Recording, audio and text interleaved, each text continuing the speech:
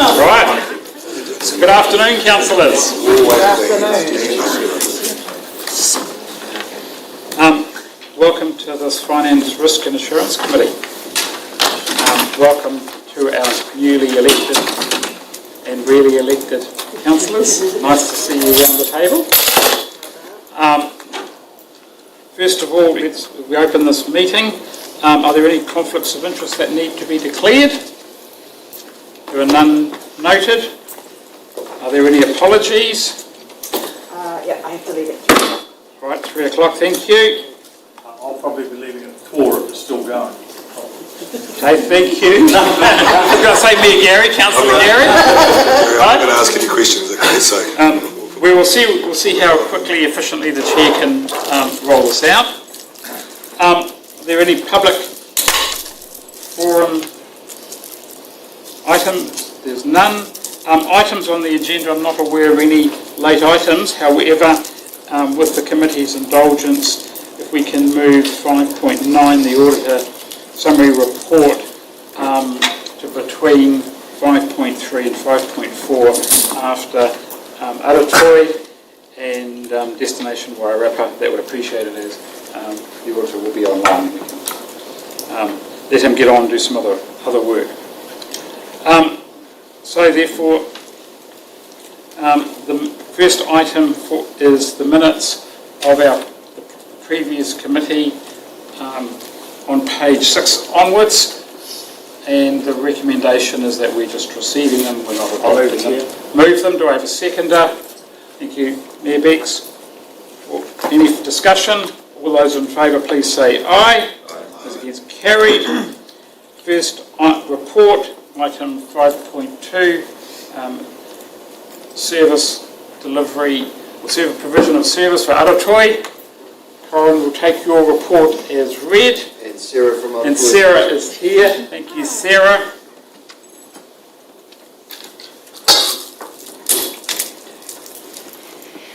Kia ora koutou. Nice to see familiar faces back around the table and some new ones. It's been a sort of interesting start to the financial year for Aratoi. We were positioned quite well at the end of last year, and because we've managed to get in quite a number of sponsors for naming rights for our galleries, we're in a better position than we thought we'd be, which is a good sign. It's still going to be a tricky year, but we're working hard and we've got a lot of commitment in the community. We've controlled our spending where possible. Over winter, heat prices went up a lot higher than I think everyone expecting, and of course with solar you don't get as much delivery, so our operational costs are up in there, but in other parts it was met by other operational costs being under budget. For delivery, we've had some really great exhibitions, including Robin White and Taika Ogawa's Futatsu no Sekai, Kete Paraha and Rosalie Juchenko, and of course our favourite, the Breadcraft Wairarapa School's art exhibition. Great events, including the pop-up museum at Carterton Library, and a lot of engagement from our volunteers. For all of our KPIs, we're on track. It's very early in the financial year, so that's all we can say is that we're heading in the right direction for everything.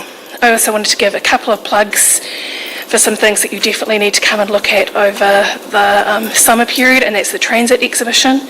It's a really incredible exhibition celebrating the history of 100 years of transit. It's a really great Wairarapa story that we should feel very proud of, so make sure you let everyone know.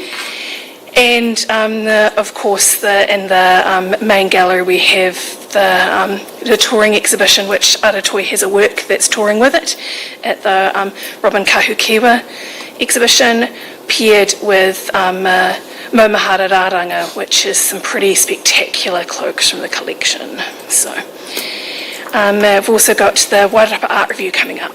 That's opening in December. It's always a highlight. Really incredible showcase of the talent we have in this region.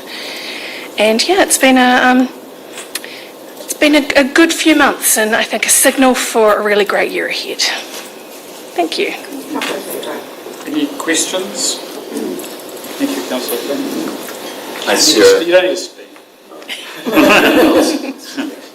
Just looking at the report, I couldn't see mention of the Schools Arts program, and you know that it's such a superb program with Natasha, and it would be great to see it continuing indefinitely, because it gets, if you're looking at outreach, that's one that reaches a lot of the community that probably wouldn't otherwise go, and I think it's just superb, and I think Natasha's superb, and I think it's something that I'd like to see there indefinitely, if it could be.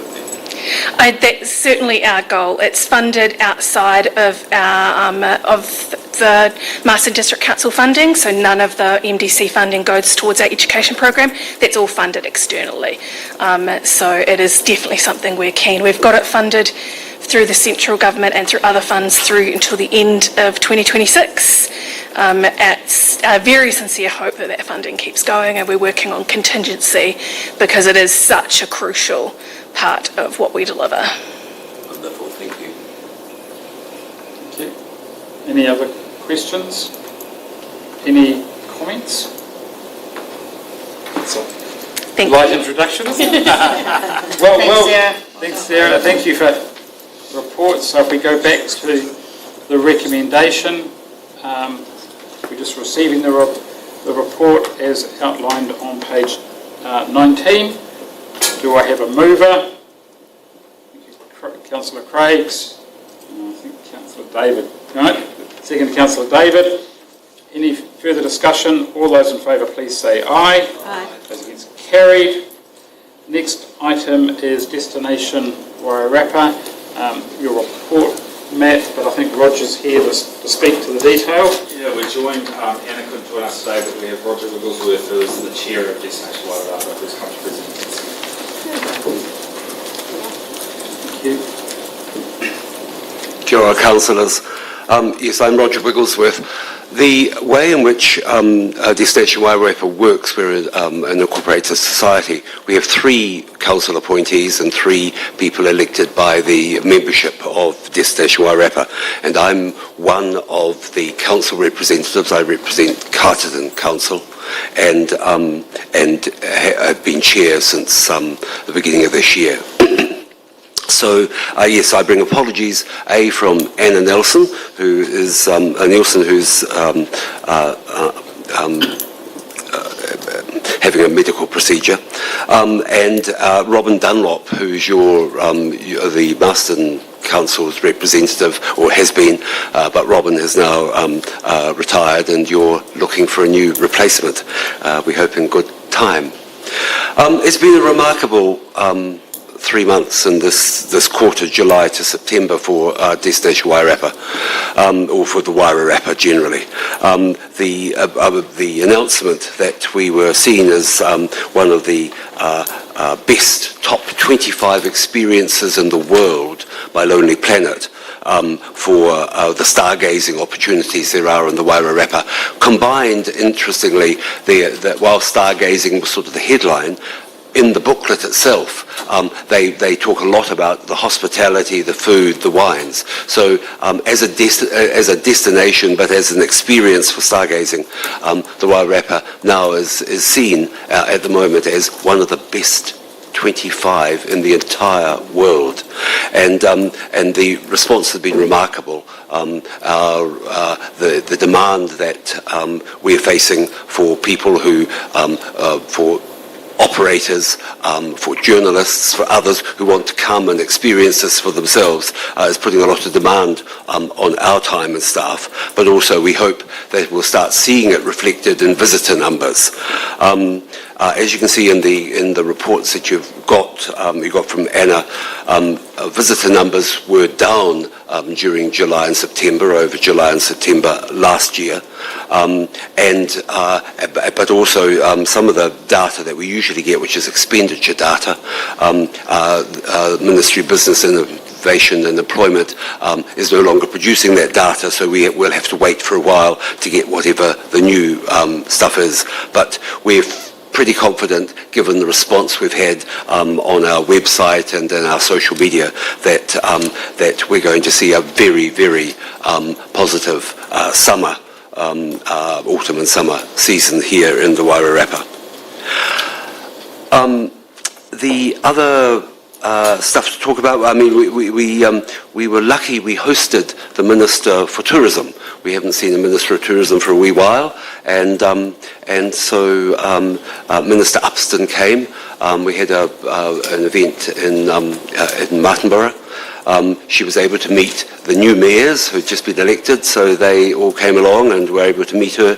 She had a very positive story to us about what she's been doing, how she's managed to winkle out. She must be a good friend of the Minister of Finance, because she certainly managed to winkle out more money for tourism than we've had in the past, and that her initial work is on trying to increase demand, bring demand up to the pre-COVID period, which she seems to be quite successful in doing from the reports that we've been getting generally, and that then after the sort of demand side has been supply side has been met, as demand side has been met rather, sorry, she will expecting to put money into the supply side, funding for product development or infrastructure for tourism.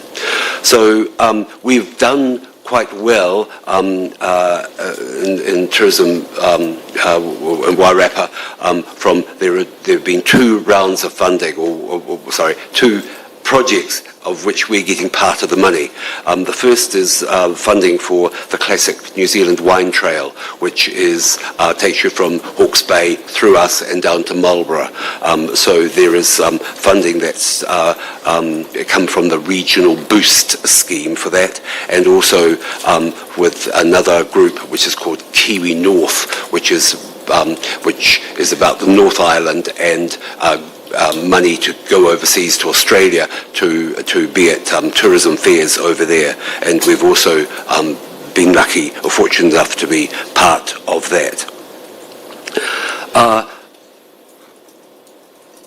This first quarter, we as tourism destination Wairarapa rather, we've had to face some cost cutting.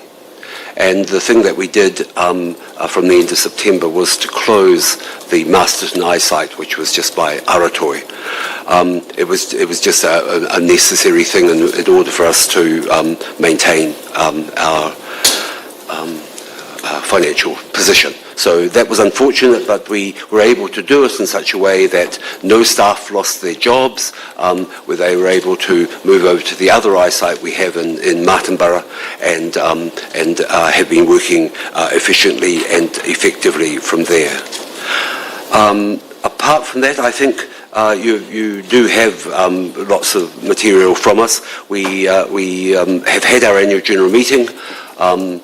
We were able to return a small profit this year. We're not a profit-making organisation, but we do like to be on the black side of the red ledger if at the end of each year, and this year we managed that again as well. So if there are any questions, I'm most welcome to answer them. Thank you. Councillor Tim? Yep, just a couple of things. Just with the Lonely Planet award, do you guys go back and look to when we won it before for the Rimataka Incline Ride back in 2015 and look at the impact that had on our region? Because it was the same sort of award, I think, but it was 10 years ago. I remember when it happened, and it was quite a big deal. And did that lead to like big number spikes in the Wairarapa? Or is it something you're aware of? It's not something I'm certainly, we've not gone back and looked at that material. I could have a look if we did see an uptick at that time, but we haven't. I hadn't noticed that. Because it's just the same award, being 10 years apart to a relatively small area of the country. Yes. With the eyesight, why is it working in Martinborough where they need extra staff, but in Masterton it just didn't work? Why do you think it was? So the numbers of people going to the Martinborough eyesight are higher, and so the staff, while none of them lost their jobs, they came to an agreement whereby they'd actually share out the smaller number of hours that are available amongst themselves. So rather than increasing staff numbers or hours at Martinborough, we've kept them the same, but the staff have reduced, just amongst themselves, sorted out a reduced number of hours that they work. I see, but why doesn't it work in Masterton? Why do you think it's the case, whereas in Martinborough they still need an eyesight? Well, there are a number of factors. It wasn't that it wasn't working, although we did have very, very few people come into the Masterton eyesight. It wasn't the world's best sighted eyesight. Also, over the last couple of years, the eyesight, the people who own the eyesights, we're a franchise of theirs, have been increasing the demands on us in terms of the things that we have to have at eyesights and the costs thereof. And so the cost to upgrade the Masterton eyesight to what the new standard is would also be outside our reach. So we just had to bite the bullet. But it's still worth having one in Martinborough. I mean, there must be a demand. There is a demand. There was a challenge about eyesights. Many tourists no longer go to a physical eyesight. They book on. They do everything online before they arrive. But you still do need it because people do drop by. We are helped in Martinborough because we're also the banking hub. So that helps us by way of income from the bankers. That means that we're able to afford the rent and things there, and the upgrades that we needed to meet the new eyesight standards. Thank you. Any other questions? Thank you. Yes. In regards to the return on investment for Masterton, what do you think that might be? I know you're from Carterton. Sure. I see that Masterton is contributing quite a large proportion of the funding that is received. What is the return on investment for Masterton? Because a lot of the stuff that you're talking about is in itself. Sure. It's really hard to say that a dollar that came from Masterton has generated X amount of money for Masterton itself, because we're working Wairarapa wide. So not only are we advertise for the whole, we use the funding that comes from all our councils and from other places to advertise Wairarapa wide. But the advantage that Masterton has is that you've got a large amount of the accommodation. So accommodation expenditure and things here tends to be the focus. But we're not in a position to be able to take your dollar and show you exactly how much it produced for Masterton. The best we can do is to say we've done it for the whole of Wairarapa, and people, the visitors, get to choose, I suppose, where they want to spend their dollar. And in regards to Masterton being like kind of like a doorway, I suppose, to people who are coming from the north, have we thought about potential opportunities for signage to indicate to people that they might want to stop in Masterton instead of, carrying, is that something that is discussed at Destination Wairarapa? That's not a Destination Wairarapa responsibility.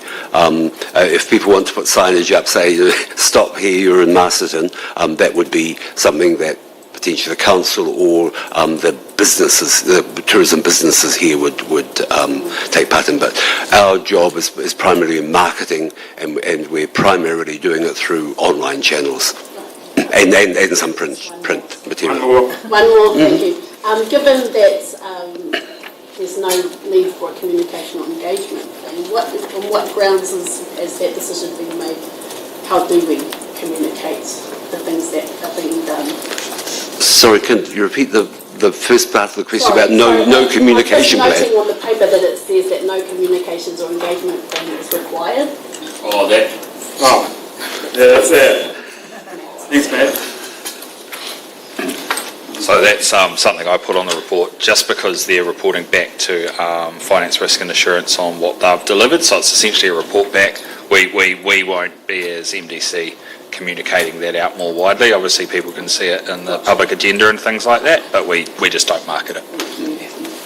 But I can assure you we have strategies and communication plans plenty that we, we're a lean machine, but we seem to be extremely effective for the dollars that we have available.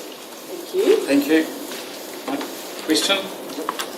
Councillor? Thank you. Yeah, just following on from my Rebecca's comments, what I found interesting here, and maybe I should know this, but when you look at the financial commitments, and this would be for Matt really, Masterton at 59,000 is so much lower than us at 282 and South Wairarapa at 131. Now, I know it could be on population, but that seems a terribly low commitment for them compared to the other two. Is there a reason for that?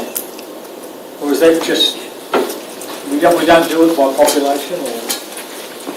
So I believe that's historical. It was before me, but it's primarily based on population. I know, and I think it's slightly tweaked because of Masterton not having essentially a large amount of accommodation providers or anything like that. But that's what it is at the moment. But that's based on a historical figure.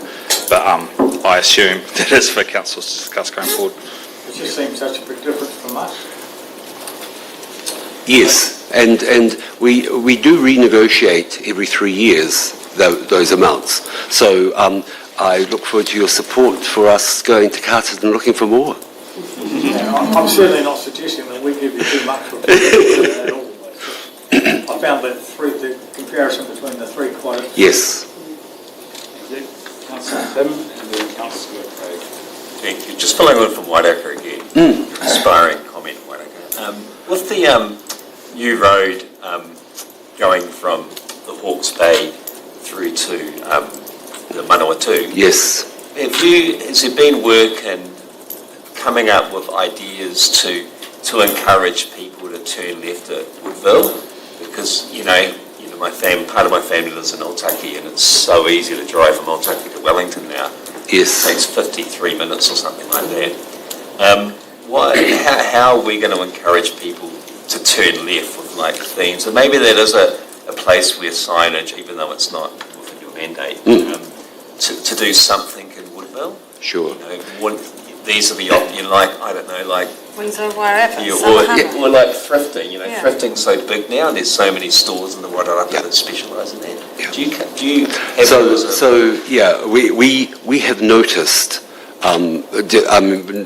anecdotally rather than in research, that highway has made a difference to people not coming.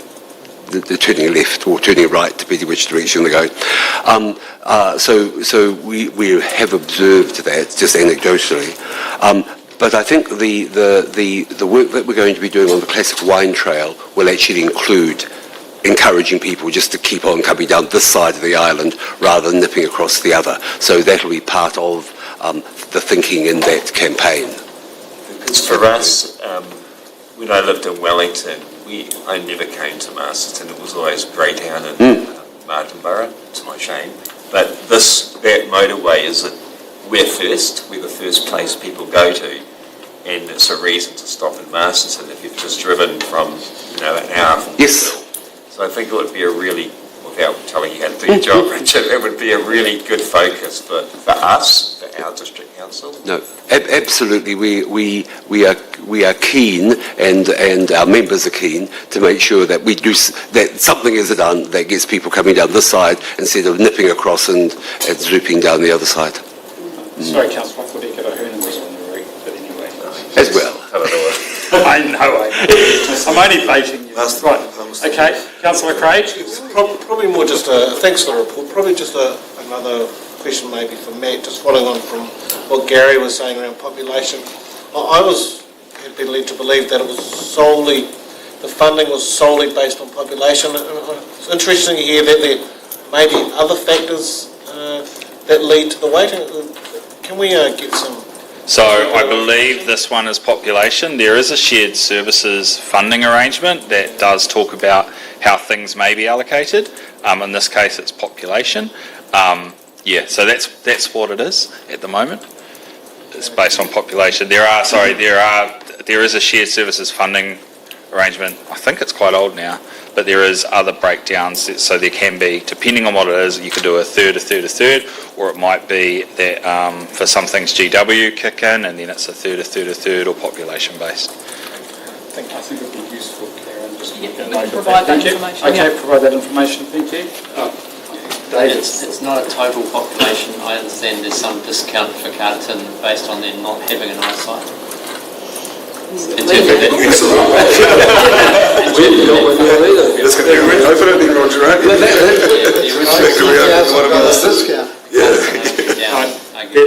All I can say is there might be a need to review it. That's all we're suggesting. September next year is the September, there we go. Councillor Goodwin. I just wondered, and I don't expect you to know this, but maybe you could send it through. As long as I can remember, we've been at 1.9 nights per stay. Has that increased over time? I'm not sure if I'm right or not. No, you're quite right, and it's been fairly steady. I've got to say two things. I mean, the accommodation survey is a little dicey in terms of poor people have to fill out the forms and they're not always filled out the best. But yes, we've stayed, but that's not unusual for other comparable regions. So the big stay places are the Rotoruas, the Queenstowns, and potentially the Aucklands. The rest of us tend to be around about between 1 and 2 nights. People are going to be staying in the region. We can. The way in which you improve that is by having more accommodation and better accommodation, but also reasons for people to stay. And so with the stargazing stuff we're doing, we're suggesting people come one night, enjoy some hospitality, do their stargazing, but actually add an extra night in just in case it's cloudy. So 2 nights is a really good thing to start your stargazing with, and if you get a good first night, you can have an even better second night. Thank you. Good strategy. Any other, all right, no more questions? Thanks, Robin. On page 27 with your implications for Māori, it says that you've completed a strategy and it's been passed on to iwi. When was this done and who was it given to? Okay. No. I know the answer. No, I know the answer. I'm just trying to get my gear. So in 2022, I think. Yes, we finished what was called the Destination Management Plan for the whole of the Wairarapa. Within that, there was a recommendation that work be done on a marketing or a sort of tourism plan for Māori, and just at that time, the government was giving out some nice money to sort of keep tourism going during the COVID times, and so a company, a woman who runs a Māori-based tourism company in Christchurch, I think, and who is also a consultant, came and worked with both our local iwi to build a sort of a strategy. And as I understand it, that strategy has been warmly endorsed by both iwi and by WEDS, the Wellington Economic Development Strategy people. And so it's now sort of just slowly now evolving itself.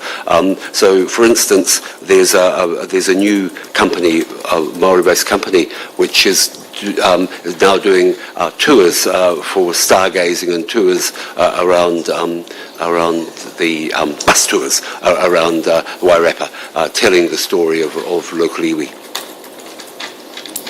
All right, thank thank you. Oh, Is it discussion now? absolute discussion. Oh, you've got a discussion? Yeah, discussion. Just discussion? Just following on from Robin, I remember an article I just found that it's going to pay all now, but 26 reasons why New Zealand is the world's best country in the Daily Telegraph, and 10 of those reasons I recall were linked to Māori. It's the reason why people do come to New Zealand, compared to, say, the Pacific Northwest in the United States, really similar in lots of ways. So that's definitely a really valid reason to have that emphasis and focus. And the other thing is just looking at, and this is probably for us as a council, in terms of the key deliverables, when we look at them, I feel that, and I don't know why I've never put this up before, but in terms of deliverables, I just look at those top 3 in the first section as the deliverables, and everything else is really how achieved from that point onwards. And then we have that real focus just on numbers coming to the wairarapa. And when we look at the assurance of how achieved, just as Masterton, we really need a breakdown for Masterton about how it's specifically impacting on our community. Because I'd be guessing a vast majority of those nights would be in Martinborough and Greytown in terms of where people stay. And we just need to see how, if we're investing, as Gary pointed out, significantly more money, then we need to see specifically how the bang for our buck that we're getting. I think that's really important for us as a council to see that. Mine was just, I think Craig's got some information on the new road, that you've which is quite helpful. Just a couple of things. The anecdotal evidence that, 2 things. The anecdotal evidence that people are travelling more the highway, that's, the actual figures don't back that up, okay? So when the road first closed, the gorge first closed, yes, there was, more people came this way, okay? But after about 18 months, people and went back to going over the saddle, okay? So the numbers, but the most interesting is at the moment, the brand new 4-lane highway has less cars and trucks going over it than the Rumataka Hill by about 1,000 a day currently. The more interesting thing, I didn't hear this one, there are less cars going from Hawke's Bay to Manukau than there was when the gorge was open. The NZTA can't figure it out. Can you say that again? So there's now less traffic crossing than when the gorge was open, the gorge road was open. Yeah, and cars and trucks. Cars and trucks. A lot of more trucks use that road than use the Rumatakas, but the total is it's still clear that more vehicles use the Rumataka Hill than the brand new 4-lane highway. But that would be, sorry Chair, because people are commuting every single day from the Wairarapa, and the trips from the Hawke's Bay would be more incidental. Yeah. I would But the point I'm trying to make is that it's been $1 billion spent. Yes. Yep. And also too, how we're touting for the road of significance for the Rumataka. Yeah, that's a good We're stuffed without it. Yep. Yes, north and south here. Which we did 2 weeks ago. Yep. Yes. Anyway, sorry, we'll chat amongst ourselves. Thank you. We agree with you that the big challenge, particularly for tourism, is access. Yeah. It's a risk. It's a risk for the community of the Wairarapa. Right, any further comments? No further comments. We've got a recommendation there that we received the key results for the first quarter. Do I have a mover? Is that your hand going up, Councillor David, or you just moving? David, second to Councillor Gary. All those in favour, please say aye. Aye. Those against, carried. Thank you. Thank you, Roger. Thank you. We've now moved to 5.9 on page 91, the audit summary and the annual report summary. Thank you, David. Chair, the auditor's report relating to the report of the annual report for the year to 30th of June 2025 is in the agenda. And Sefton, our auditor, is online to speak to his report. And I've also taken the opportunity to put a draft version of the summary annual report That is a requirement of the legislation that we have to publish a summary document as well as the full document. So this is the first time the council has seen a summary. It doesn't need to be approved or signed off, and it's still a working draft. It doesn't have an audit opinion attached to it yet, but that's available for your information. I'll take questions on the report, or possibly listen to Sefton's summary of his report first. Can I suggest that Sefton just do a quick brief summary of his report, key findings, key issues, and then maybe David, you then follow. Thank you. Thank you, Chair. Just very quickly, we have completed the audit, as you know, and issued an unqualified audit opinion. Fundamentally, the report sets out the key areas of focus that was condensed from the audit plan that we had issued earlier, and the sum of it is that everything had been addressed appropriately and during the course of the audit. We also highlighted other emerging areas that came up during the audit, and that was in relation to the local water done well reforms, and council has actually included in its report, in the annual report, appropriate disclosures around those or the developments in that area, and our audit opinion includes an emphasis of matter drawing attention to note 34, which sets out the position of council and the inherent uncertainties relating to developments in that area. Then the report goes on to cover our assessment of the judgments, the key areas of judgment that the management exercise or council exercise in arriving at its financial statements and performance information. These were two areas, particularly the valuation of infrastructural assets and the valuation of land and buildings. And again, our assessment of that was that the judgments exercised were balanced. And at the end of the report, we've got an assessment of the quality and timeliness of information provided for audit, and these were generally good and acceptable.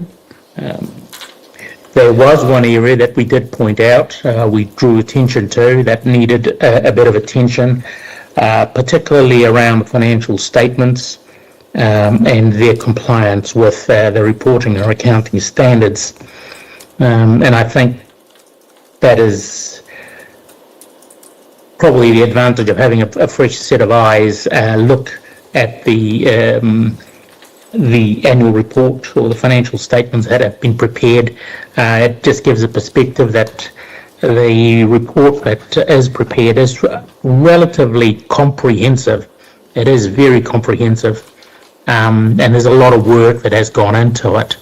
So not taking away from that, but there's certainly opportunities to make it a little bit more concise, and that's what we have put forward as something that requires attention. Thank you. Thank you. David, do you want to just carry on then with your questions? Thank you. Just to follow on from Sefton's advice around the local water done well and the uncertainty that was mentioned in the adoption on the 29th of October, 2 days later the Water Services Delivery Plan was accepted by DIA. So we did have to make note of that it hadn't been accepted at the time of the adoption of the annual report, but subsequently it was. So we adopted what we knew on the day that the report was adopted. I've included in my report a little bit of response to the item noted for attention, and that's around the model financial statements that Audit New Zealand produce for councils to use as a model to what should be included, what meets accounting standards, and the way to set them out to effectively show as much information and meet the accounting requirements as possible. And ours vary from that model in some places, particularly around accounting policies and the integration of the policies with the notes that support the policies. So we will look to improve in our next version next year on moving closer to the model financial statements. Thank you. Is there anything further? So, David, do we want it? Just quick before we move on, the summary annual report, maybe we'll take questions on that separately. Okay, so we'll just do with the auditor's report at this stage, and then we'll move on to questions and comments on the summary. So questions on the auditor's report. Seston, I notice that this is a summary, and there will be a detailed management letter coming to management. Is that correct? That is correct. That is correct. Right. Yes. And when will management receive that, knowing there's a due process they've got to go through and provide comments back to you, etc.? So when would management expect that? At the moment, we've got a few other priorities in relation to reporting for council, and the very first of those is a summary annual report and making sure that we give an opinion on that one. And I know that that's currently in progress. That will be followed by debenture trust deed, getting that limited assurance report out as well. So in terms of the third priority would be to get the detailed management letter outlining suggestions for improvements, so forth. After that, we anticipate towards the end of the month. End of the month, thank you. Right. Are there any questions? I've got Councillor Kim and then Councillor Goodwin. Just in regards to the report, where would, if there have been any redundancies or severance or terminations, would that be featured in this report? It basically would have been featured in the annual report that the previous council had. So when did you adopt? The 29th of October. So yeah. So they would be in that report. They'll be in that report. Not redundancies, but if there are severance payments that are over and above the entitlement, they're mentioned in one of the notes. Thank you. Okay. Councillor Goodwin? I can't quite find the note, but I thought I saw a note that criticising the content of note 1 in the report, which looks at the rates requirement summary. I'm just wondering, I find that one of the most useful things. What's wrong with having the rates requirement summary? Doesn't explain. Is that right? Is that for me? Yes. I'll answer that, Chair. Page 7 of your report, the first. Yep. The rates require is not actually a reporting requirement, and that is one of those reports that is in there that actually is not necessary in terms of reporting and annual reporting for the local government. It's included, and because it's in there, we've covered it. But it just adds to the audit effort and to cover off things that aren't necessarily required to be covered. Is it, I suppose, sometimes the annual report's not just for the auditor, it's also for the public, isn't it?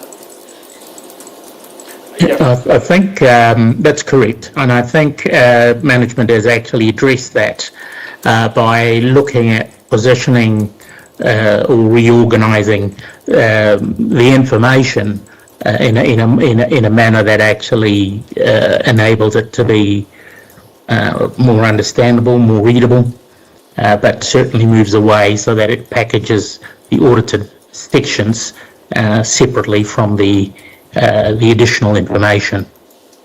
Okay, thank you. Any other questions? Any comments? No comments? Right, so do we now move to questions and comments on the summary annual report? Councillor Jamie's already pointed out to me that there's a page where there's a formatting issue and it cuts off part of a column, and we'll address that in the reformatting. Okay, thank you. Any other questions or comments? So it's a comment rather than a question. But Okay, if there's no questions, right, we'll go straight to comments. Thank you, Councillor Jamie. Comment. It would be useful, I think, to have consistency with some of the financial statements in the annual report and the summary report, so that you are, because we've got a different format of the statement of cash flows, we've got a different format of the statement of financial position. So I think in terms of readability of the summary, and then you know where to go back and look in the annual report if you've got any information more that you need to do. So it's just a comment to think about for future. Yep, thank you. Don't get me started on accounting standards. The question I have, actually it's a comment. I think on page 118 of the agenda, page 17 of the summary, the fact that Council's reporting in detail its capital spend, I think it's a positive. I haven't seen that quite to the degree in other summaries. I think because it's such a big part of our program, and across a range of activities, water, eroding, community facilities, to produce a report you need to highlight the detail, and it's hard to pick out one thing, so we put a lot of things in. And I think the other negative, if that's the right word, is above it. We've got a mini cash flow statement, but because we need to comply with accounting standards, we've got all these. Do people actually understand what net cash flow from investing activities actually really means? Right? Unless you are an accountant or someone who actually reads annual reports on a regular basis, and that's the accounting standard requiring it, correct? So that's the problem we've got. We've got this tension between the accounting standard and making the summary understandable. And I think there needs to be some further work done at a national level sorting it out. Hey, Dave. We do our best to give as good information as we can.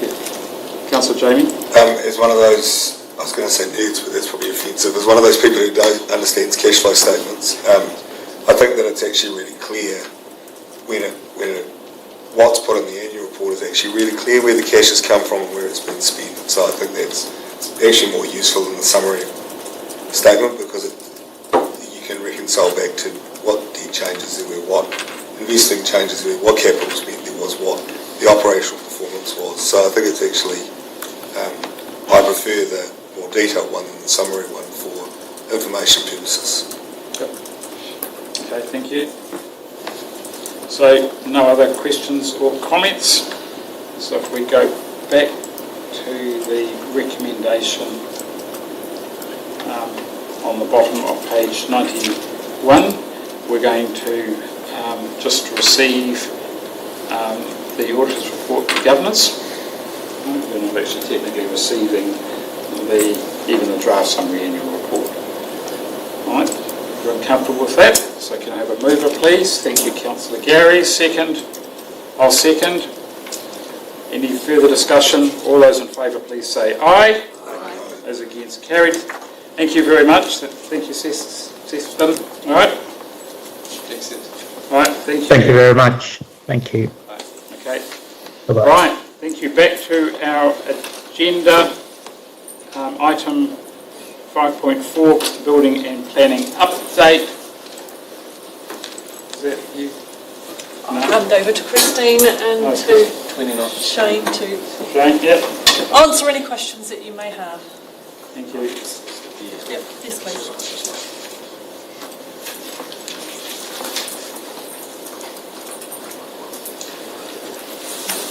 Any key, we'll take your joint report as read. Is there any key highlights or further information? Excuse me.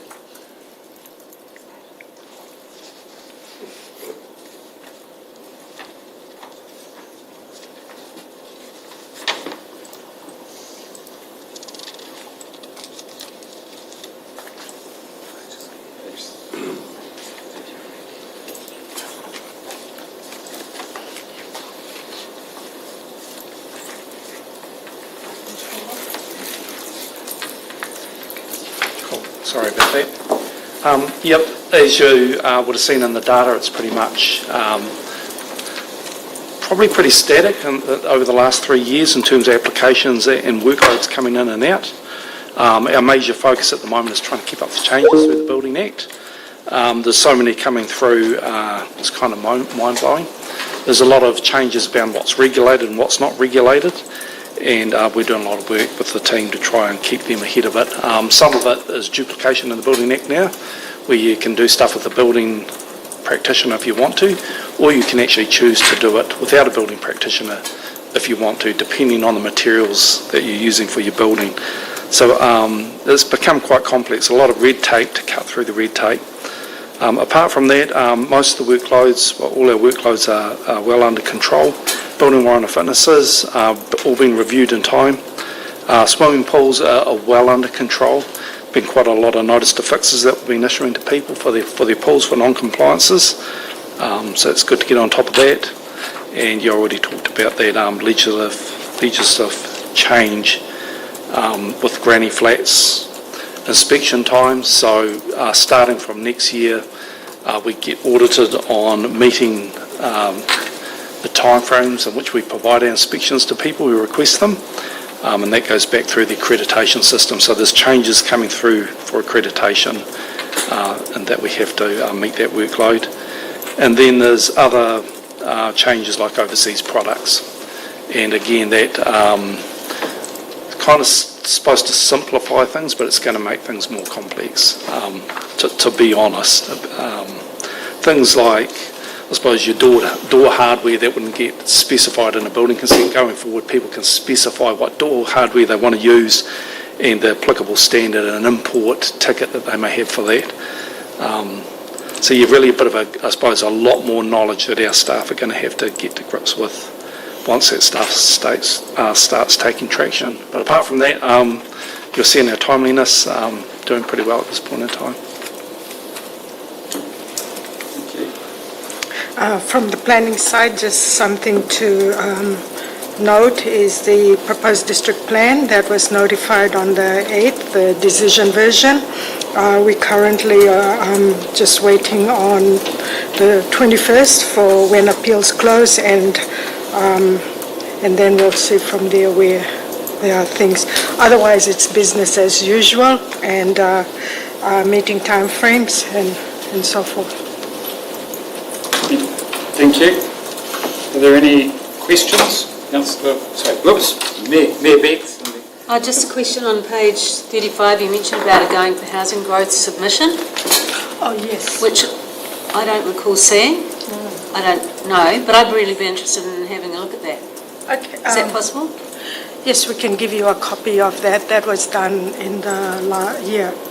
Yeah, no, I'd like to have a read of that. That's right. It was a technical submission. It wasn't about no, it was opportunities and... More than welcome. More than welcome. It was a housing strategy Okay. type submission. Councillor Tim, then Councillor Gary. Thank you. Just looking at the line graphs on page 31, and the numbers seem to be low. Does that mean things are happening a lot faster? There's less consents or applications received or inspections to be done, so things would happen faster. So for the people who are using these services. Yep. So we are, I suppose, meeting all our timeframes. So like issuing building consents, I think we had one in 3 months that went over 20 days. Often they're more complex and end up in this to and fro asking questions backwards and forwards. But So I didn't catch the end. Yeah, often with the more complex one, like the one that went over time, we end up in often it's to do with a lot of detail within the consent, so it ends up questions backwards and forwards between us and the applicant to get clarification. On average, they should be faster because when dealing with averages, if there's less coming in, it would be a faster process. I haven't looked at the averages, but yeah, I can pretty much probably guarantee you the average is down compared to last year. Thank you. For page 32 on the swimming pools, I found it interesting. I'm just going to make sure that I read this right. There's been 58 recorded pools inspected. 29 pools were identified as non-compliant, which is actually half of the pools. So what's the problem? What's the main problem in the non-compliance? It's a lot of non-compliance. It can be something as simple as a gate not shutting properly, and that's a non-compliance. With something that simple, what our officers do is they actually ask people to send it. People normally give a commitment they're going to fix that, so we usually give them a couple of weeks, and if they send in a photo, then we'll tick it off. For the ones that we've issued notices that's probably where there's a bit more work required to fix the barrier, so there may be trees or plants that are growing out on the outside. Could be, in one case that we have, they decided to move the pool fence that made it non-compliant, so it becomes those more serious issues, but it's probably pretty typical of what we get in terms of failure rates.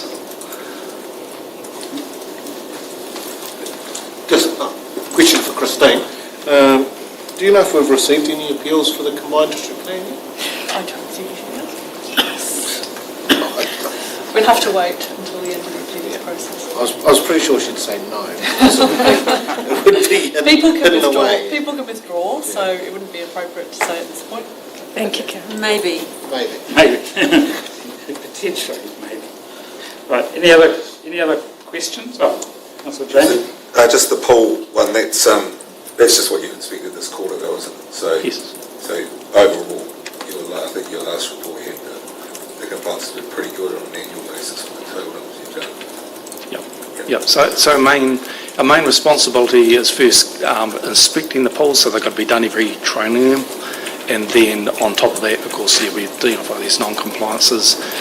Depending on how severe it is, if it's minor, we might give them a couple of months. If it's major non-compliance and requires a building set and other stuff, we will give them up to about 5 or 6 months then to rectify it. But we do ask them to immediately fence the pool as a criteria, as a safety criteria. If people put in a pool and you're not notified though, what happens if you stumble across it or hear about it? Or Often, how do we get to know about them? Often a complaint, someone may complain about the pool or some aspect of it, or our building officers are out there the whole time, so they often will spot a pool, and then that gets added to our register.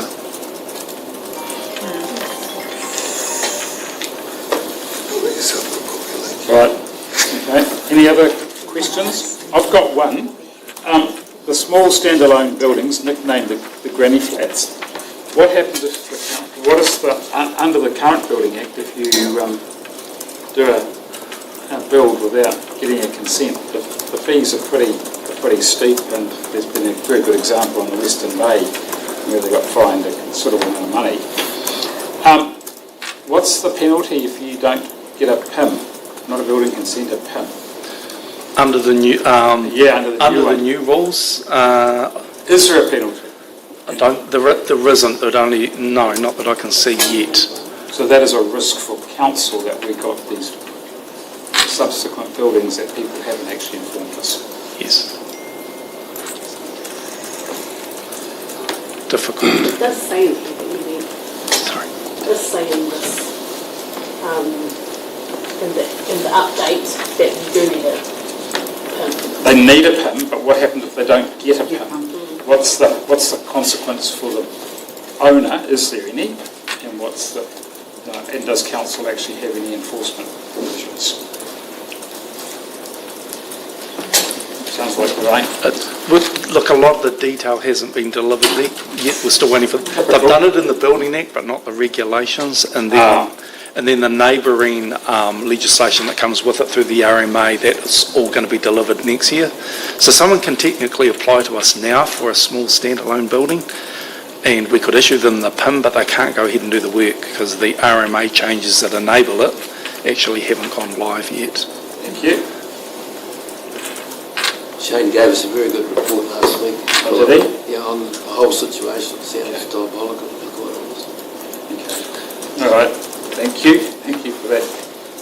Councillor Jamie? I've just got a quick process question. So the submissions, so following on from Mayor Beggs' question, the submissions that we put on legislative reform, central legislation, whereabouts are they recorded? Are they in Stella, or are they from a council meeting? How do we find copies of those if we want to read them? We have a submissions register, and we have a submissions policy, which obviously if it's a matter of policy, then we'll bring it to council if the timing allows.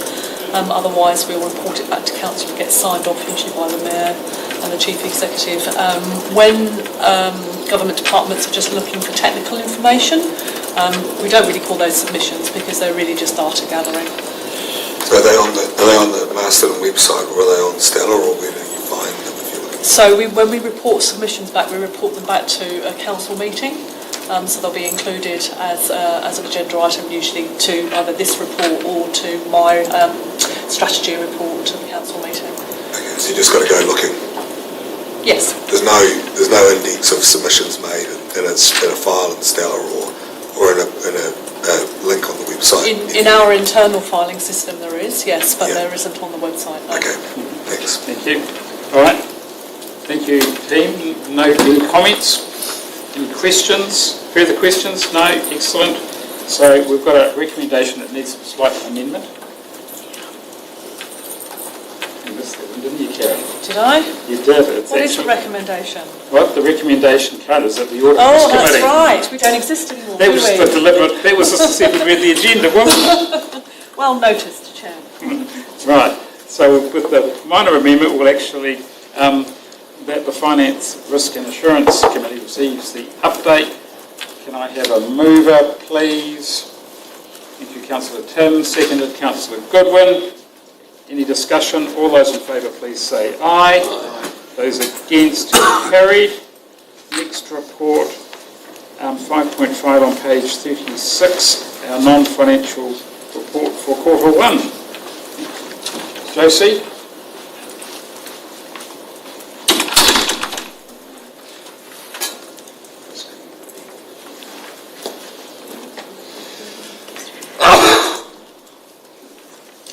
Take your report as read. Sure. Right, any further updates or key highlights you want to bring to the committee's attention? Certainly. So, kia ora and good afternoon. So the report that you can see in front of you is the non-financial performance report for quarter one of the 2025-26 year. So this data is from the 1st of July through to the 30th of September. And it's important to note that these measures are from the 2024 to 34 long-term plan. So out of our 41 measures, 35 of the measures we're able to report against. The rest are reported annually. And out of the 35 measures, 33, not 32, there's a small typo in the text, 33 measures are on track or have already been achieved in quarter one. Because of exception reporting, I'll only talk to the two measures that are not achieved, and both of those measures relate to consents and non-technical compliance. The first is within the water supply area. In terms of the Tanui treatment plant, there was a sample that wasn't processed in September that resulted in a partial compliance for that particular measure. And also the second example is within the solid waste activity, where council is 100% compliant for closed rural landfills, but in the closed Nursery Road urban landfill, there are some non-compliant data points there. Now, council officers have worked with Greater Wellington Regional Council to address all the significant issues that they can, and they're also looking to see how this can be resolved as well. I'll finish there and open up for any questions. Any questions? No questions. Any comments? Yep. Oh, Councillor Tim. Just with all the reporting on water, it's incredibly... Sorry? All the reporting on water in this report, it's incredibly beneficial to see it. And how I suppose it is a question. What sort of reporting will we get, will we aware of under the CCO, just so we have awareness of our systems and how they're working? Or is it hard to say? Who wants to? I think under the CCO they have to report 6 monthly. 6 monthly. My understanding from as too is though these are mandatory measures by a water service provider, whether it's current in-house, current or will be, right? Some next year there'll be some water service and then the following year. So basically the standards are the same whoever's providing the service. So we'll see the same level of reporting as the council. I think there'll be some work for the stakeholder reps to influence what that might look like in the first sort of 6 to probably 24 months. You might want a bit more intense reporting.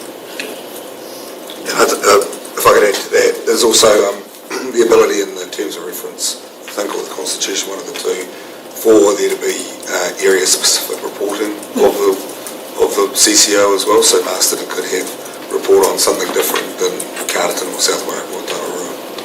So there is flexibility enough to do that. Thanks, Jamie. All right, thank you.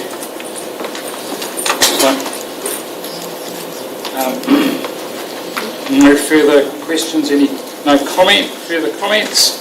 Page 37, we've got a recommendation that we received the report. Do I have a mover? Thank you, Councillor David. Do I have a seconder? Thank you, Councillor Gary. Any further discussion? All those in favour, please say aye. Aye. Carried. Next item, 5.6, the 3-month financial reports, page 63. Thank you, David.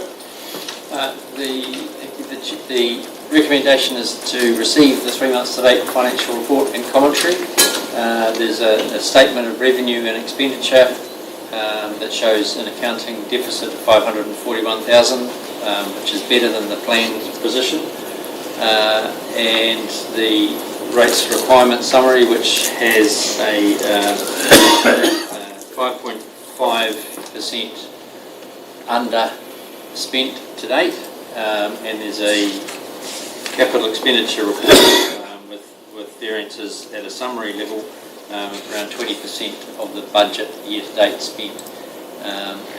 Given that we're 25% through the year, that's making progress on the capital program. There's a number of variances. The two significant ones, one in revenue, is that the building control area is up on plan, and that's contributed to our operating revenue being better than planned. And in the expenditure area, insurance savings of 450,000 is a significant reduction from the level we budgeted at, and that was reported in August to the committee, reporting on the insurance market reductions, producing that saving. We pay insurance at the beginning of the year, so it's the full year expense is already incurred in the first 2 months of the year, and so we can report the full saving for the full year.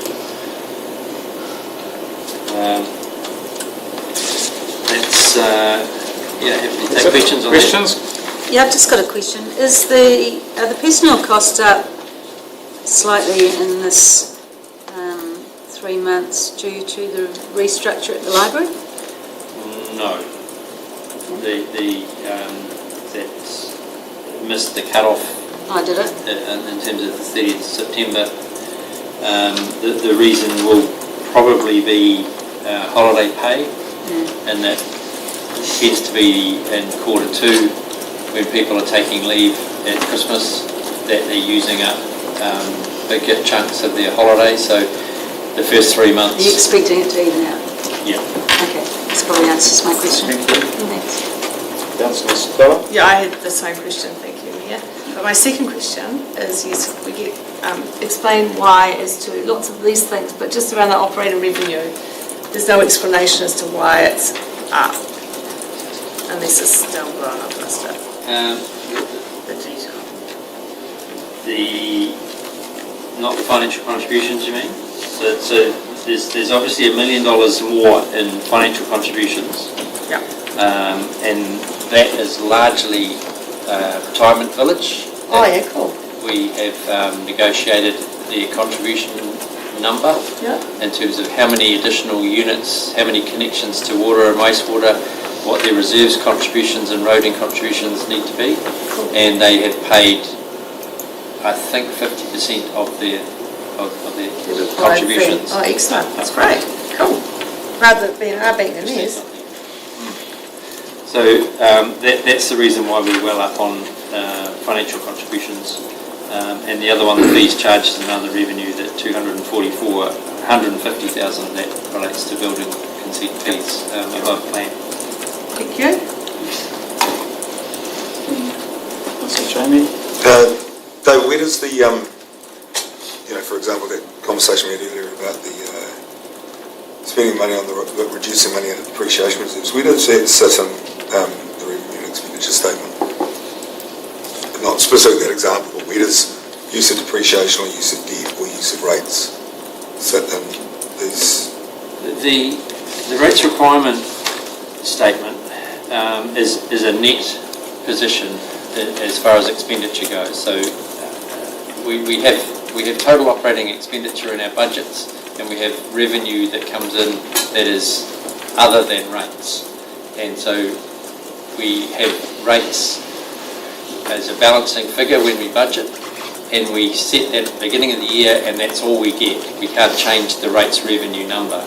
So as we progress through the year, 3 months, 6 months, 9 months, we're reporting against that net position after the revenue from other sources and after the expenditure on operating activities that are funded by rates or external income, like subsidies from NZTA. So roading is different than everything else because there's a level of funding coming from rates and subsidies that's funding capital expenditure. All other capital expenditure is funded by depreciation funds or loans. So there's the rates requirement summary is the net that we're trying to reconcile to. We know we've got this fixed rates income. This is how much we've spent of it year to date versus what we planned to, and the plan is adjusted for timing. Okay, so the revenue and expenditure is a mixture of some capital. No, the revenue expenditure statement is only operating expenditure. Okay, so the depreciation part of the expenditure. Yeah. There's only operating. Depreciation's in that revenue and expenditure statement. So that's what's put into depreciation for filling asset reserves and things like that, out of the rates revenue. Is that right? Can I help? Yeah, that's a great. Yeah, sorry. Can I suggest, right? Because this is complicated, right? Maybe we actually need a bit of a briefing or a workshop on this thing, because to me it is. Right? Now, the money, how we fund, right, or pay for our capital expenditure can be quite complex, right? And how we take it, and maybe it's a separate discussion, which I think is probably important going forward, just so we all get an understanding of how it's actually paid for, David, right? Because it is complex, right? And it's not necessarily reflected 100% in the reports here, right? Which once we've had that workshop, then there might be a better understanding, and then we can actually say, how are we getting the right information? Happy with that? Right? Otherwise, we're going to be debating it backwards and forwards. Oh no, yeah, some explanation would be good because I'm used to commercial financial statements, not council financial statements. Totally understand where you're coming from. Different format. Yep. Okay, that'd be good. Thank you. Councillor Pearce. Page 65, I'm just not sure whether I'm reading this right or wrong. You know where you come down to housing for elderly? It says we've spent 214,000, but there's only 90,000 in the budget.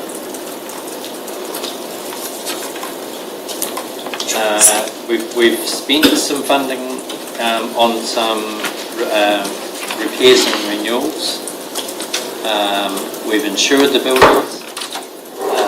I'm just worried we about... haven't got all the revenue that we were expected to get in the first 3 months because the rents didn't go up until 6 weeks, I think, into the new. But our full year plan must be higher than that.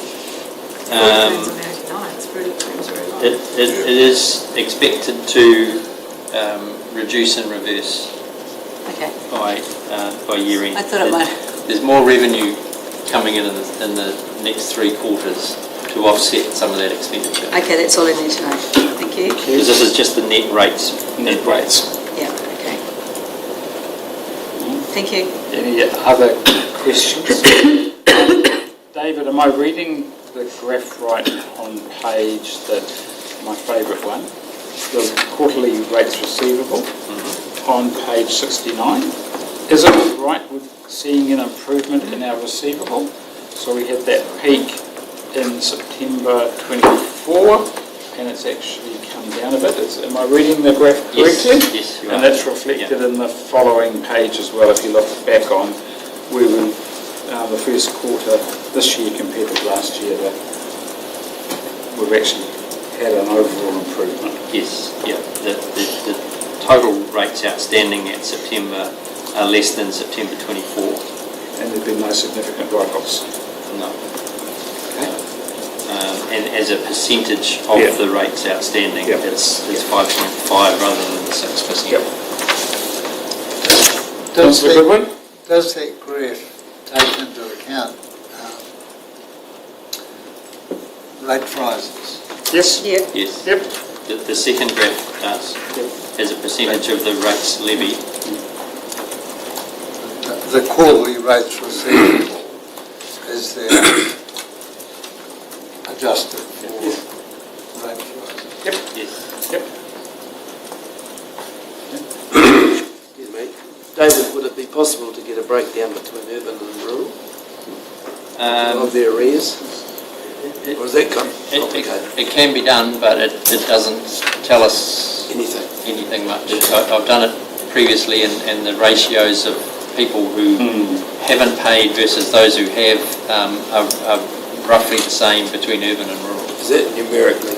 Yeah. What about financial, the difference financially, not quite a lot though.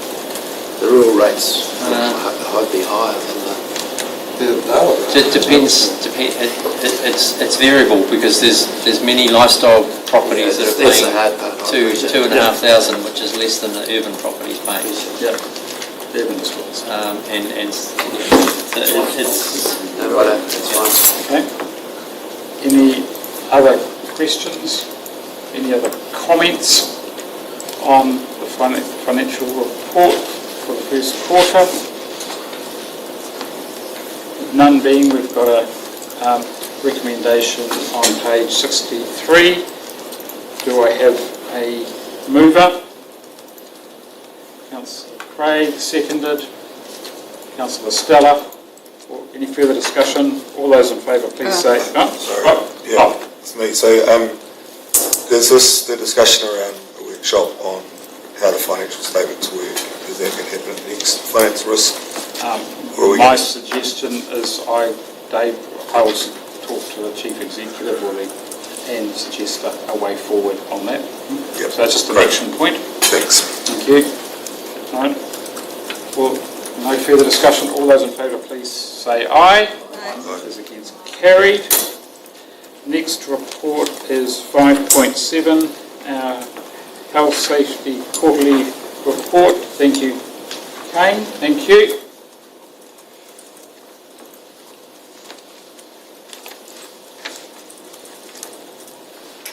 Take your report as read. Is there any key highlights or further information you want to bring to the committee's attention? Yeah, I'd love to give a little summary of what we've got up to the last quarter.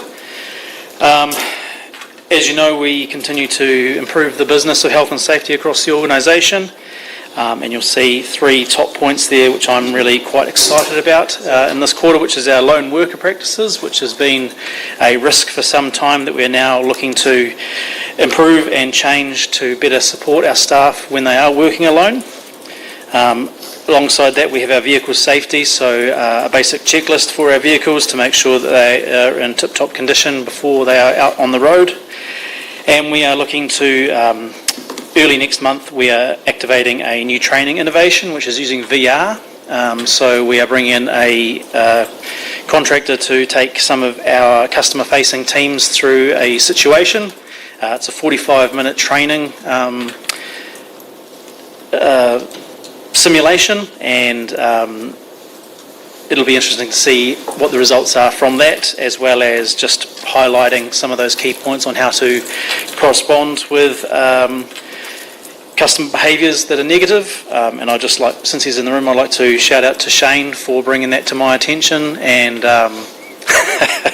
supporting health and safety through initiative, so that's really awesome. Cool. So, as you'll be aware, there's also a high project workload across the organisation, which is affecting teams just with their workloads. So we are managing that the best we can through support services, and we will continue to monitor that. And point 4 is when we did our introductory health and safety to the new council, there was some feedback from councillors Boyer and Falloon around what they'd like to see in this report, so we have added a little bit more information in there for you. Otherwise, the reporting is pretty steady across the organisation for our incidents and events. Similar themes as per normal. We have received a bit more reporting from our animal control services team as they work through compliance out in the community.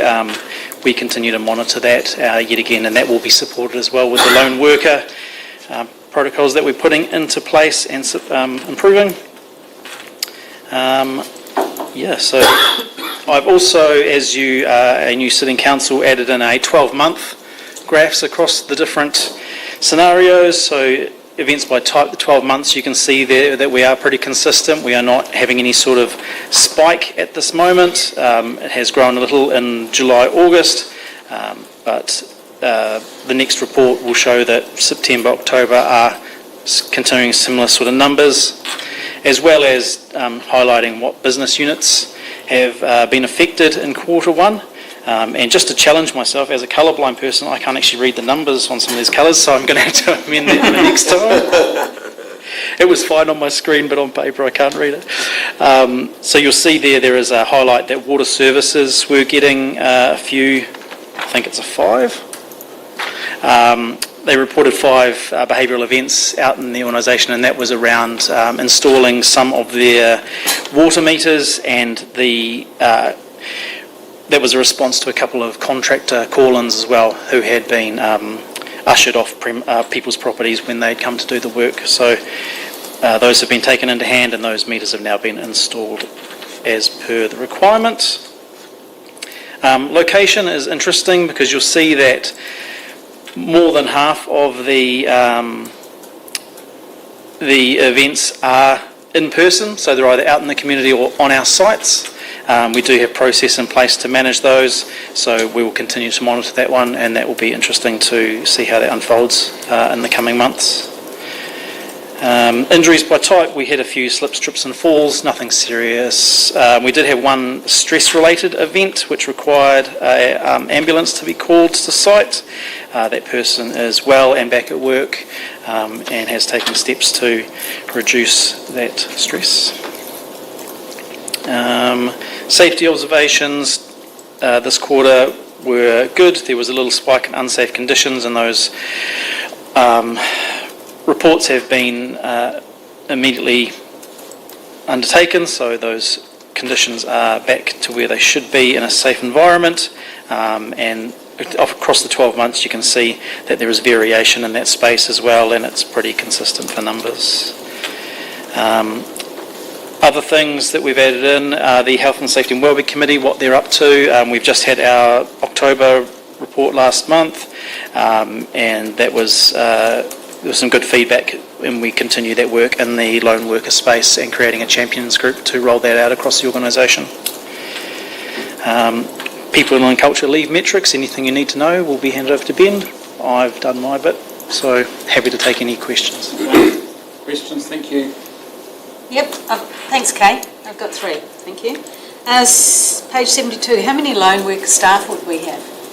Lone worker staff varies at any time depending on what is happening in the organisation, but lone workers are pretty much all of our staff at any time that they are undertaking their work out in the community. So we have 3 principal areas of action that we are going to be operating in. One is our RT network and adding GPS into our vehicles, which has not been done before. Secondly is duress alarms for people like our building control officers and our pool inspectors, or anyone undertaking after hours meetings, that sort of thing. So it's a safeguard there. And thirdly is a satellite device, which will be our workers such as our water teams, our animal control who are working in those after hours spaces especially. So they'll be satellite monitored and monitored outside of MDC so that action can take place should they be activated. Thank you. And my second question is page 78. You say there are 6 employees with leave which exceeds 50 days and they're only in 2 operational units. What are the 2 operational units? That's a Ben question. It's quite confidential, the 2 areas, because they're quite small business groups, so we'd like to keep them confidential if it's okay. It just interests me because there's obviously a trend there, which is either that I can't take leave because there's too much work and nobody can do the job. Anyway. There are some workforce planning issues in those areas, which we're addressing through some recruitment. It's actually easier to address if it's an isolated area. Yeah, and we've got plans for one area in particular, which we will be. We're not allowed to look. I've got one more question. Oh, no, I've got a supplementary question on that very issue. Would you like to go then? Yeah, I would like to go, thank you. Right, so, Ben, yes. The question is, when do you think you can actually start reducing that? When will we see an improvement in that, right? How crystal ball stuff, right? Because you can't fix this overnight, right? This quarter has been a little bit disappointing, to be honest, Phil. Our annual leave usage has dropped from last quarter, at the same time, which is a little bit disappointing because we've had a downward trend for the last 2 years. Yes. So there's something there that we need to look at as an ELT. I think some business groups that have been traditionally high annual leave usage, we've had really significant success in some of our regulatory areas. There's a couple of business units where I think in the next 2 quarters we will be able to see significant change. We look forward to that, don't we? Yeah. Your third question. I don't think that statistic will necessarily drop for a good 4 quarters because of the size of the balances. That's right. And one more question. Page 79, you talk about sick leave with high levels of usage in customer-facing positions, which I understand, but also you say it's noticeable particularly in specific demographic groups. What are those specific demographic groups? So the demographics that when we looked at the data is more the people with families who have got children, who are customer facing, which is more than reasonable. I just wondered what the trend was. Yeah, and that makes sense. And so we need to address that through our wellbeing programs and how we manage leave in those groups. Yeah. It's consistent across all organisations. Yeah, okay, that was me. Thank you. Kia ora. I'm not sure who to ask this question, but it's around the training innovation and the VR kind of stuff. Are you able to tell me a little bit more about who the program design or The provider, so it's a Wellington-based provider that undertake a vast range of health and safety trainings, whether that's forklift licenses, warehouse protocol, but this is just something they do in the customer service space for those that might deal with aggression or behaviours. In the past, we've done de-escalation trainings, which are usually a 4-hour workshop, and we've done that consistently, so we're trying something different as an innovation just to sort of re-highlight the factors and what people are dealing with on a daily basis and how they might mitigate. So when you say VR, is it the goggles? It's the goggles and the 2 little hand things. So part of the concern that we have with that kind of technology is that there's usually oftentimes built-in biases, right? So the de-escalation would probably have a brown person come in. And so I'm just wondering, I want to get some assurances that the people who have built this have built in mind context as well. And I don't know that that's a question that you can ask, but answer right now, but a question to ask. Yeah, I will find out their detail for you. I haven't actually undertaken the training myself, so my glasses were too big. That's a really good question. Yeah. We'll look at that. Yeah. Councillor Goodwood? Can you tell me what the weekly vehicle pre-start checks, do you do that on your whole fleet? That will be anyone that is taking a vehicle out of the compound for their use. So our dedicated vehicles generally have 1 or 2 drivers, so each of those drivers will undertake a check before they drive that vehicle at the start of the week. What, quarter of an hour? It would be 5 to 10 minutes. So it's a real basic checklist going through tyre tread, windscreen wipers, fluids, is the RT working, real basic things like that. So just to make sure the vehicles are roadworthy and any issues are picked up early. Do you not have a fleet manager? We do, yes. But we also have 26 vehicles. Have you picked up any faults? I mean, they're fairly new vehicles. It's often, aren't they? They are, yes, but it's just good practice to have these things done. Yeah. No, any other questions? Cost not. Just a query. With the annual leave and the sick leave, how does it relate to people who are working from home? Is that sort of taken into calculation? Or do we have many people working from home? We do have people who work from home. We have a flexible working policy here, but we don't have a significant amount of people who work from home. And I haven't seen any trend relating to those people who have more excessive sick leave or anything like that, so there's no real trend there. We've looked into the data and it doesn't seem to be. That's it. Thank you. Compared to central government workforces, mostly. Can I just make a comment about the problem with the water meter installers? Basically, it was just down to identification was the problem. These people saw personnel walking over their properties and they wondered who it was. And I know for a fact one chap got a bit carried away, but that's all it was. Once everybody knew what they were there for and everything was okay. Absolutely. Yeah, I'd just like to thank you for more detail in the report. I think it's, for me, I think it's been really good, especially some of that behavioural stuff that you guys are facing. I think it's really good, and I just want to thank you all for the work that's gone in. Thanks. Thank you. Any other comments? Thank you, Kane, for the good report. Thank you. I am Ben. No, Kane's it. Sorry? Kane's it. Okay. Oh. Right. So we've got a recommendation there on page 84. Do I have a mover? Mayor Bex. Do I have a seconder? Thank you, Councillor David. Any further discussion? All those in favour, please say aye. Aye. Those against, carried. Next item, 5.8, I got that wrong, so it's page 72, not 84. Thank you, Simon, for your next report on emergency management risk report. Thank you. Sure.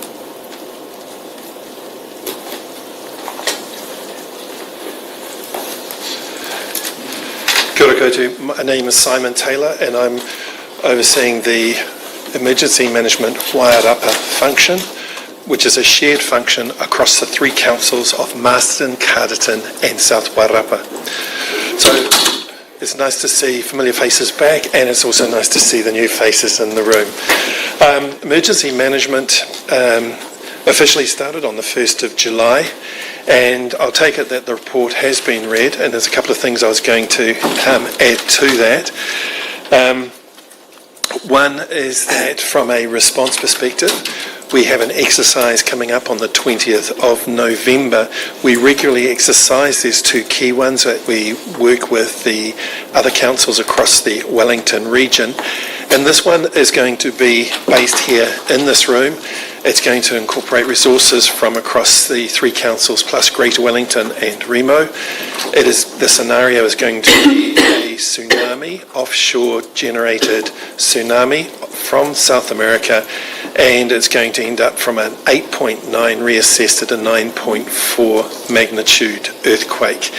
It will take a period of time to get to New Zealand, and the impact will be in middle zone, which is the orange zone across our coastlines. It's going to impact the whole of New Zealand. So that is the scenario. That's what we'll be practicing, and we'll be looking at evacuations.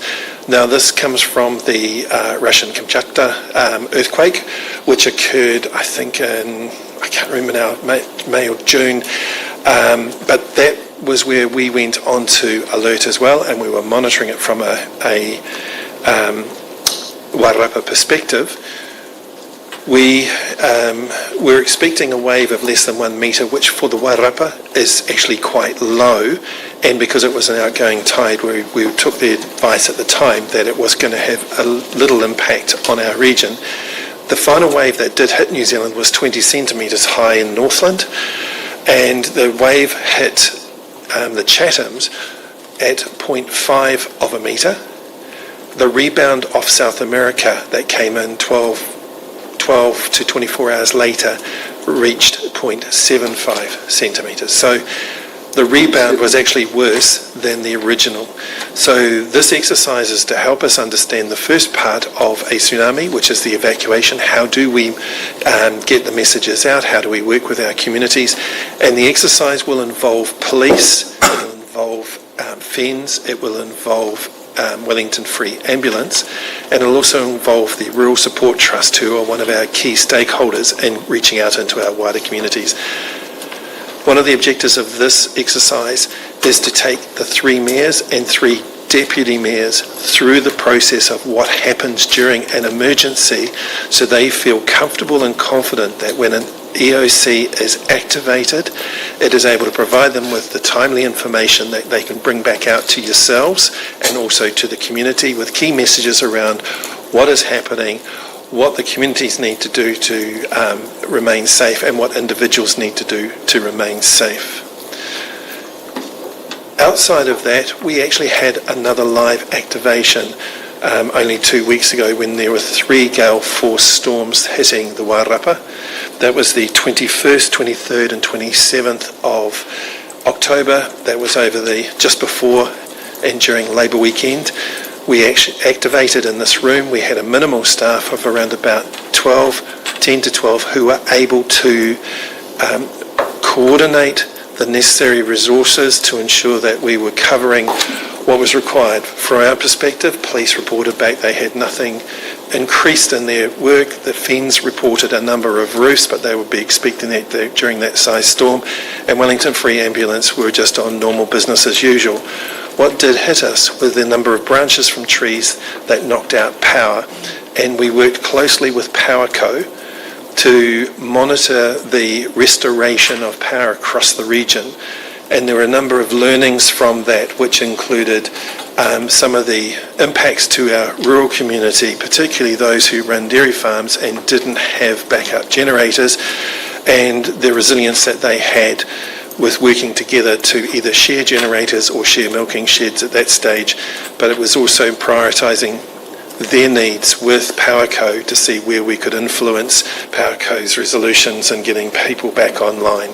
Their priority is significant community numbers first, and then they start working back. But they were taking us into account. They supported what we were trying to achieve. And we worked with them from the Wednesday right through to the following Sunday when the last of our storm-impacted people were coming online, and then they moved up to Tararua. They started with 80 people working in our area, and they brought in another 20 on the Sunday to provide relief workers, because some of them have been working every day from the beginning. So that's the sort of thing that the emergency management is working on in a live scenario. The exercises come in, and then outside of that, as you'll see from the report, there's quite a lot of resilience activity we're doing to try and help communities understand how they can help themselves, because we may not get to them for 3 to 7 days, and what we need to do. And looking at Southland, it's quite obvious when there are not the resources able to be provided centrally, they are left on their own, and they do need to understand how to help themselves as well. Not that we're going to leave them alone, but we're just trying to work out how to support. Any questions? Questions? Brent? Oh, Bill's. Yeah, 2 questions. The EECA have funded installing solar cells. Is there a little bit cheeky here, but is the rec centre is a very big room we could use in an emergency? Is there any chance of getting solar cells on the rec centre, which we could use to, say, heat water or something if there's nothing else? The primary purpose of that particular fund has been for existing community locations where people do go, and so we're using the community hubs that we've already identified across the region, the 17 of those. And it's not to say that we won't get funding in the future. There are opportunities, and it potentially could be put in the pool, but it wouldn't meet the criteria that EECA have put to us at this point in time. Okay. And the budget, annual budget, 451,000 for emergency services. Is that offset? Is there some income comes in and reduces that, or is that is what the budget is for us? This is for the emergency management shared office. Well, just in the rates required, maybe it's got emergency management 451k. But I had a funny feeling that you don't show the income coming in from the others, or. Yeah, that number in the rates requirement is a net figure, net of any external funding. So it's Masterton's rate payer contribution to emergency management, including REMA, and 1/3 share of Simon. Value for money. Which thought we get. Right, any other questions? Oh, yeah, Jamie, then Robin, thank you. Is there a process for looking at further regional hubs? So I'm in Bideford. We were lucky enough to miss Cyclone Gabriel, landed on the eastern hills between us and Whareama. We did have the biggest flood ever. We've got a road in and a road out. Both of them are subject to erosion, and then we have a hall but no school. And so my question is there a plan to develop that hall into a community hub, so that if we do get shut off, it will be a significant, because it'll be a bridge gone or a road gone, so we won't get actively like Hawke's Bay won't get access straight away. So the option is yes, it could become a community hub, but I need to work with my REMO colleagues, who I'll already be talking to people out in Bideford already. The response to part of your question is that it's a community facility that the community would be running. So they provide the training on what to do, how to do it, and how to help make themselves safe during that period. It's not necessarily the council would supply something other than that training and initial support to help the community get going. So there's no generator, no. There's no communications, there's no phone line, there's no radio, there's no solar panels. But we expected as community members just to put, there might be 50 loggers working in the forest, we expected to put them up for a couple of weeks because they can't get home. At this stage, for the community, that'd be what you'd be looking at from a community hub. A community hub is not run by council, it's run by the community to support those in the community what we've managed to do for some of the other community hubs is to find funds from central government or other agencies to help them with getting solar, and this is where the EECA grant has been a bit of a bonus for us, even though they're asking for a 25% contribution towards that. And that is different to what we call an EAC, which is an emergency centre that the council specifically runs during an event, and that is council run and council funded.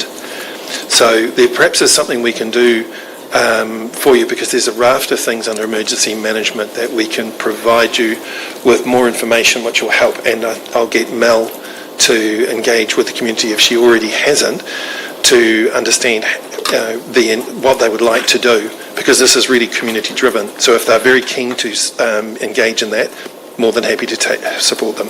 I think the challenge here is making sure that people are aware of what happens. I mean, the dairy farmers, it's a good example of, they know that they've got to milk the cows, so I don't have a lot of sympathy for people running generators. It's a critical part of their business, but we haven't had any engagement so far. But when you talk about communication in the meres with these exercises, obviously the tsunami's not going to get us. Well, it would be a big one if it did. It's how do you communicate when there's no connection, no ability. And so we had a civil defence centre. Obviously that was in Councillor Callaghan's house, but methods of communication are totally different now to what they were. Councillor, really important to understand that, but I think the issue is it's not an issue for this committee per se. I'm really happy that you talked about it. Well, it is an issue because there are communities which could be isolated, so it's making sure that there's a clear action plan about communicating with and consulting with those communities.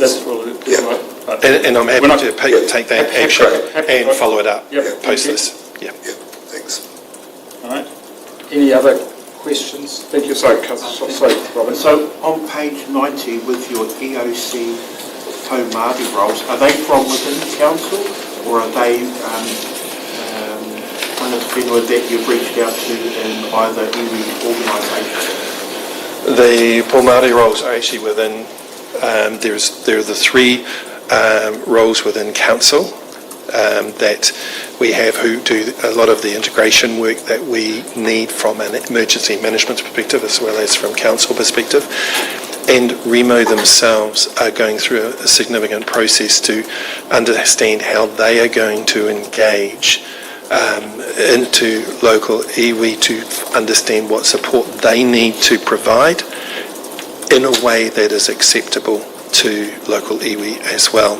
And we get lots of offers of support, and sometimes the process and the administration of that support isn't as kind with our relationship with iwi because of the way that we are required to provide auditable process on the way, and that's been looked at by current government to improve that.